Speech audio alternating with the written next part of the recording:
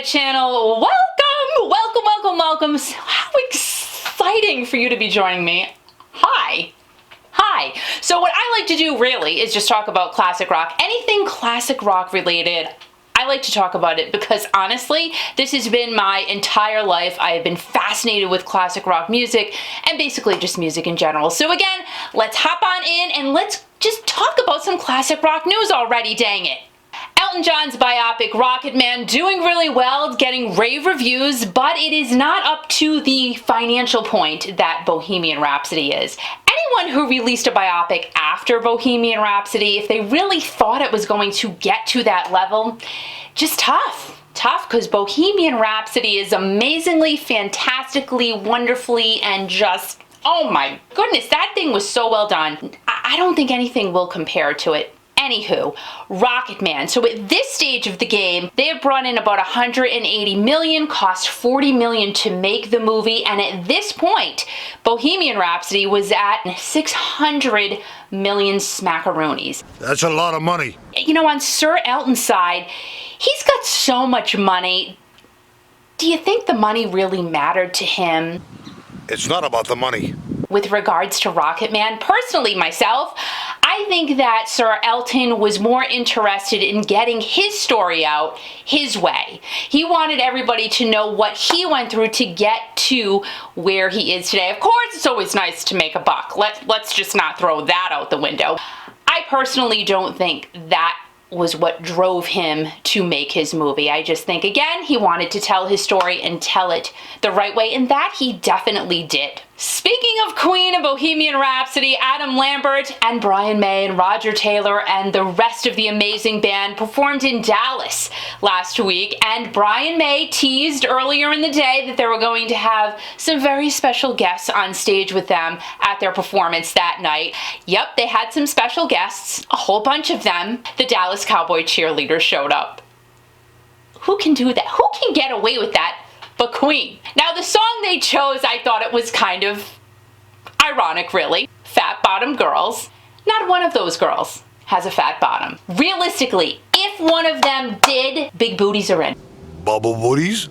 They're nice. And Brian May stepped out in front of that crowd and he said, "The heat of Southern Texas has inspired us for over 40 years. And the crazy thing is, Fat Bottom Girls was released in October of '78 and it was filmed at the Dallas Convention Center. Now that song did only peak at number 24. I mean, this is a great song. I think it's probably doing better today. So again, it's just kind of funny how things always come full circle. Queen and the Dallas Cowboy cheerleaders singing Fat Bottom Girls. The cheerleaders didn't sing it. They just twerked to it. They didn't twerk. They danced. What does a cheerleader do? They cheered to it. Yes, that's what they did. I can't believe I'm saying this. I did not think that this was going to be a thing. Oh, by the way, can I just talk about my hair for a second? I have a good chunk of hair. I really do. It's pretty thick, which is nice. I'm very thankful that I have the hair that I do. But what I did was this weekend, someone told me to get coconut oil, scrape it out of the container, mix it up, and then add some olive oil to it. Sit it on your head, get it all over the place, and let it sit there. So I did. This is the second weekend number 2 that I did it for the entire day, and I slept overnight with it on. I did go out. And then when I left the restaurant, I realized why people were staring at me. I had oil dripping down my back. Kind of embarrassing, but I gotta tell you, my hair is soft. It feels really good, and I'm glad I did it. A little embarrassed that I went out with an oily back, but is what it is. Moving on to the real news here. Let's just stop talking about my hair, okay? Woodstock 50. I cannot believe I'm saying this, but it's happening. Michael Lang said so. It is going to happen. Now, mind you, today is July 31st. The date that this video is coming out is July 31st. This show is going to happen August 16th through the 18th. It's like in 2 weeks. Tickets are not on sale yet. I looked at the website. They're not out yet. Michael Lang said that they will be out. So they moved it to another completely different venue. It is in Maryland. It's an outdoor venue. Now, they started when it was going to be in Watkins Glen, about 120,000 fans were able to go. So this was a big to-doodle. it was huge, right? And then they had the whole thing with the financial people backing out and whatnot. So then they tried to go to Vernon Downs, which is also in New York, and that kind of slashed the fan base right in half. About 64,000 fans could have gone to that. Well, Vernon Downs said, you can't come to this town because it's too dangerous. Yeah, and the sheriff told Michael Lang, try again next year. There's a new sheriff in this town. All right, so the sheriff's telling you to just shoo away. Just go, because we're afraid. Now they're going to have it at this venue in Maryland, and 32,000 fans, so we're talking about a quarter of the original amount of fans that could go, can go to this concert. Can they sell 32,000 tickets in 2 weeks? It's a stretch. And I think it really depends on who is going to be there. I do not know if Santana will still be performing, but I do know that Dead & Company dropped out. John Fogerty, he's out. He's out of there. But I do know, staying in the game, they're in the game, they got their helmets on, their microphones in front of their faces, and their guitars are out. The Zombies. The Zombies actually, they seem pretty cool. They said, you know, we gotta pay a ton of money to do this gig. We're doing the gig. But at the end of the day, really, what the Zombies said was, we want to be a part of this iconic event. It's Woodstock's 50th anniversary, for crying out loud, and we're gonna be there. So good for the Zombies, but that's all we know at this point. So we'll keep track and see who's going to appear. Now remember, a lot of these artists have already been paid to perform, so they can back out, take their money, and run. You know, is it the right thing to do?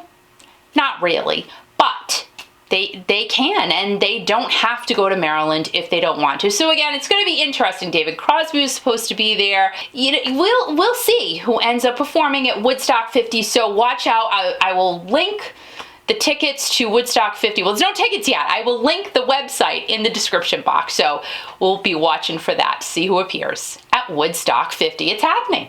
Who knew? I was doubtful. I was. So why do I have this jacket on? It is literally 1,000 degrees in this recording studio right now. The air conditioner broke. I'm sweating in every orifice of my body, but for the love of Steve Perry, I will put on this jacket. Oh my gosh, I have to be out of my mind. I'm dying right now. It's been 30 seconds since I've had this jacket on. I'm hot. Anyway, Steve just put out a video talking about how he came up with Sunshine's Gray and the title and everything. And he had a jacket on like this. So I said, I have a jacket like this. Do I look like Steve? I mean, no, really. I don't look like Steve, but I would think that. Wait, he does this thing with his eyes. Do I look like Steve there? Anyway, oh my gosh, my stool is really wet. Steve, when you come here, your stool is clean and dry, so don't worry about it. Mine is not right now because it's hot in here. Moving on. Steve did this video, and let's talk about this for a second. Isn't it kind of funny how all of a sudden we're getting a lot more Steve Perry sightings now? So you notice how Steve is coming out a little bit more lately. He's making more appearances. We're seeing him here and there. Well, fan Lady J, that's her Twitter name, Lady J, she got a selfie of herself with Steve Perry. How cool is that? Now, Matt, I could just think about going to a baseball game. I order a hot dog. I like hot dogs. I start to eat my hot dog, and then Steve Perry walks by. I would proceed to choke, spit out, gag on my hot dog. I don't even know what Steve, can I have a selfie with you?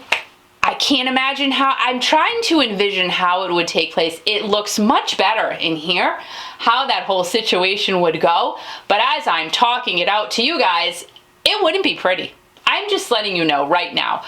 What would you do if you were eating a hot dog and Steve Perry just quickly walks by you? You would have bun in your teeth, and that is embarrassing. You do not want Steve Perry to see you for the first time ever with bun in your teeth, because first impressions are everything. They really, really are. Steve wrote the song with Tom Flowers and John Five. John Five, he's worked with a ton of people. He's guitarist with Rob Zombie right now. He's worked with Rick Springfield, Meatloaf, David Lee Roth. I mean, his bio, like a lot of people John Five has worked with. So he said that he went over to Steve Perry's house one day and they basically just sat down, they talked about the song, and they wrote it together, obviously. Tom Flowers was also involved in that thing. And Steve could not come up with a title for the song. So John said, well, the sun shines, but it's not shining because you're sad. So it's gray. And Steve said, I love it. Sun shines gray. Can you just visualize how those two were sitting there talking about it? That is some stretch. I love that. It's shining, but it's not bright. It's not bright and beautiful. It's gray. I love how that sounds. I love how that sounds. I love sounds. Sounds and me, we go together, like apple and pie, like oranges and bananas, like water and root beer. I like sounds. I like sounds. I like sounds. I like sounds. You like sounds? How's the title? I love it because I like sounds. I like sounds a lot. I like them. I like sounds.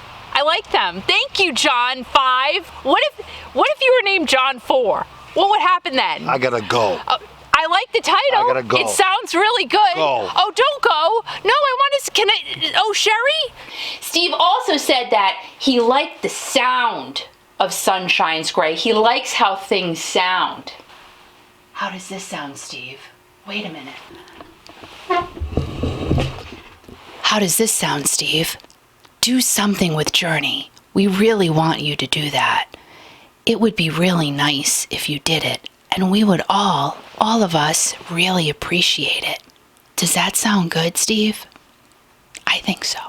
I do. So that's what I got. Hopefully I have some more Steve Perry juicy tidbits for you in just a few days. Guys, thanks so much for stopping by. Please hit the subscribe button. I'm asking because you know why? I'm desperate. I need some more subscribers to make me continue on this crazy journey filled with things in my head that I cannot understand, but I like releasing them to you. And I'm dripping right now. I am so wet. It's scary.